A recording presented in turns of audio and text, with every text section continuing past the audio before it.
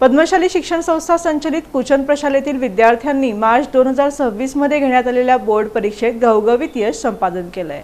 पद्मशाली शिक्षण संस्था संचलित कुचन प्रशालेतील विद्यार्थ्यांनी मार्च 2026 मध्ये घेण्यात आलेल्या बोर्ड परीक्षेत घवघवीत यश संपादित केलं। प्रशालेतील एकूण 292 विद्यार्थी या परीक्षेला प्रविष्ट झाले होते।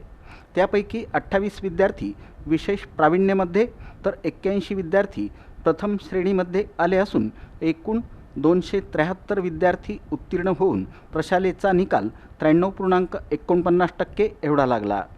तसंच प्रथम क्रमांक अविनाश वेणू श्रीपुरम 85.20, द्वितीय क्रमांक गौतम जगन्नाथ साखरे 83.60, तृतीय क्रमांक वरद पंडिताराध्य गिडवीर 83.40, तसंच तेलुगू विभागाचा निकाल 100% लागला असून प्रथम क्रमांक देविका सीताराम बत्तुल 88.60, द्वितीय क्रमांक श्वेता कुमारस्वामी गुट्टुक 88.20, तर तृतीय क्रमांक लोहित गुरुमूर्ती जम्मुला 81.60 असे शेकडा गुण मिळवून उत्तीर्ण झाले।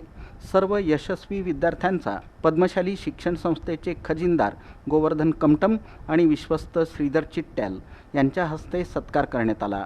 या प्रसंगी मान्यवरांनी सर्व शिक्षक आणि विद्यार्थ्यांना शुभेच्छा देत अभिनंदन केलं।